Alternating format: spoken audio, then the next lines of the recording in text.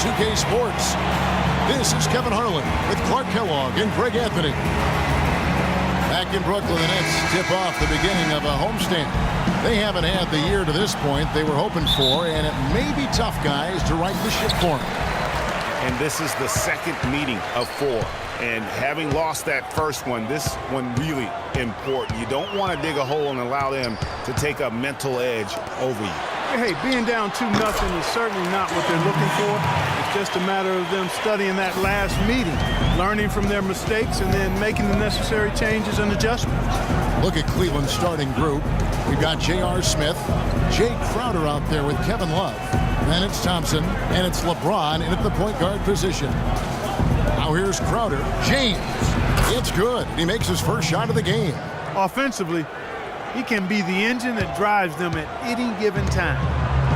And watching Jay Crowder, he can really beast you up, Greg, and take you out of your game. One of the most physical wings, I think, in the NBA. And not the most flexible athlete, but he makes up for that with that strength that you mentioned. It allows him to control the pace. I mean, he's a bumper and a grinder and hitting a big 3 out of nowhere. So he's what we call a true gamer. That's no good. Couldn't get his first shot to go. And here we go. Brooklyn fast break. Russell kicks to Booker. Nets passing it around. Carroll dishes to Mozgov. Just 5 on the clock. Banked in off the glass. Oh, that is just weak defense there. I'm pretty sure that was not the plan to give him those kind of baskets at the hoop. Now here's Crowder.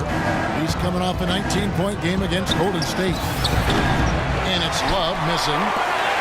The Nets have gone 2 or 3 here to start out the game. Doris Burke has some information for us. Doris? I had a chance to talk with the head coach for Brooklyn. I asked him if there was an X factor in this game, a player they couldn't forget about, and he said it would have to be Tristan Thompson, the power forward out of Texas. He said Thompson is still developing from a skill standpoint, but his motor is really off the charts. You always have to find him and get a body on him when the shot goes up because the guy never takes a play off. Guys, they've been forewarned. We'll see if they take it to heart. Thanks a lot, Doris. And he gets it to go. Guys, that time he went for the fancy finish for us there, man. That was sweet. They could use a big shot here to get this offense going. Sure could, Kev. I mean, too many empty trips. They need some points. And a really good way to start the game. He's a guy who, if he gets it going early, he's going to give you problems.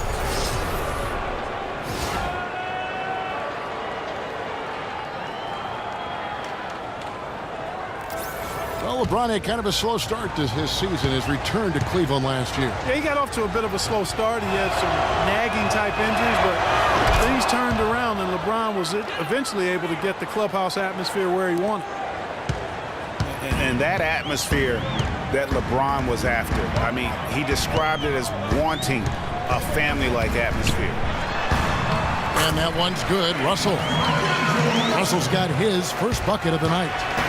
You're going to have success when you can start out shooting 80% from the game. So early offensively, they've been great. That's the way you like to start. And to touch on the Cleveland atmosphere, you could see as the season unfolded, it became a big part of what LeBron was able to accomplish in Miami, starting to work itself into that roster. Smith with it. He's picked up by Russell. Love kicks to LeBron. Pass to Smith. Shoots. That one wide left. Not really sure what he was thinking about on that shot. That is not high IQ basketball. Not at all. I mean, he shouldn't even have considered taking that shot. Just a poor choice there. In a wide open look for Lynn. And again, no good by Brooklyn. Cleveland trails by 3. First quarter of action, just under 3.5 minutes played. Love kicks to James. Here's Crowder. Good, and the assist goes to LeBron. Crowder's got himself going there. His first points of the game on the deep ball. The Nets have gone 50% from the field to this point, 4 of 8. Mozgov, a screen on Smith. Russell passes to Lynn. Here's the screen. Mozgov up top. Pass to Russell. Launches it. Again, Russell missing. You know, he's been off his game this quarter just a bit. Hasn't been able to get a whole lot to go so far. The drive by James. Smith outside. Shoots from 14. This one for 3. Shot no good. For the Cleveland Cavaliers, they come in off the loss to Golden State. Yeah, they just caught a team, Kevin, that was in a zone. They didn't have the manpower defensively to disrupt them. Hey, zone or no zone, I expected a little more fight out of them than what they showed. I mean, they never strung together any stops like they needed to. Oh, perfect timing there to knock down the teardrop. And they've gotten good looks, you know, so that's one reason they're frustrated. Maybe he can come up with something to get them an easy one, maybe get to the line. Yeah, you know, that may be the answer for them. But you know what else, Greg? Ultimately, I think because they're getting good shots, they'll make a better percentage of them going forward. Here's what Brooklyn's going with right now. Quincy Acy's checked in for Trevor Booker. Alan Crabb comes in for Damari Carroll. Hollis Jefferson's checked in for Russell. And Dinwiddie subbed in for Jeremy Lin. Now, here's Wade. He's coming off a 13-point game against Golden State. And Kevin, a remarkable night for him passing the basketball as well. He did a great job racking up the assists. Passes it to Dinwiddie. Here's Hollis Jefferson.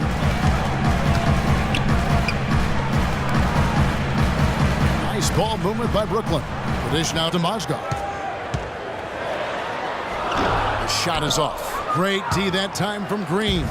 Cleveland's gone 1 of 5 from downtown in the first quarter. Points out there have been hard to come by. And for Wade, we often talk about his physical state. But what about the mental toughness? Here's a guy who's been playing in some kind of pain every game for the past few years. But he just keeps churning the butter, not wanting to let his team down. And the first one drops. Greg, you brought up the topic of Wade. He's had a chance to make several tough mental adjustments throughout his career. Well, he's always been a guy willing to alter his game for the good of the team. That's why he's got those championship rings, Kevin. You've got to be flexible, not just talented. Yeah, when Shaq comes in and joins him, then he had to change away when LeBron came in to play. Great credit to him. Yeah. Great credit to him. Very admirable. There's Hollis Jefferson. Taking a look at the scoring numbers. Right now, he averages about 9 points a game.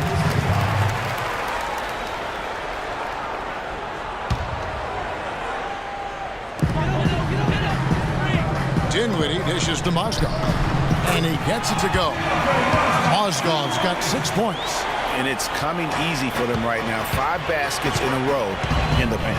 And I say, hey, if it keeps working, go to it. Stay with it. I mean, until the defense responds and provides more resistance, keep making them pay. Now, here's Wade. And he can be counted on to put some points on the board every night. He's averaging right around 13.5 points a game. The Nets with the lead. 1:57 left to play in the first. The pass to Acy. That one falls coming off Dinwiddie's feet. Acy's got himself going there. His first points of the game on the deep ball. Calderon with him. His last outing, he had 8 points. A drive by Wade. And the layup's good off the glass. 1:30 left to play here in the first.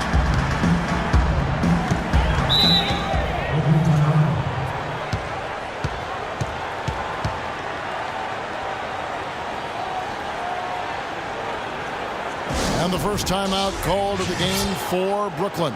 Outplayed in the previous game on their schedule, losing to the Raptors. And you don't have to go too deep into the box score to figure out why they lost that one. They just had an inability on that day to make shots. You know, sometimes we talk about a defense getting into the heads of the opposing players, Greg, but that night they got up in their own head. Just got in their own way and couldn't get out of it. They set the pick. This is to Crabb.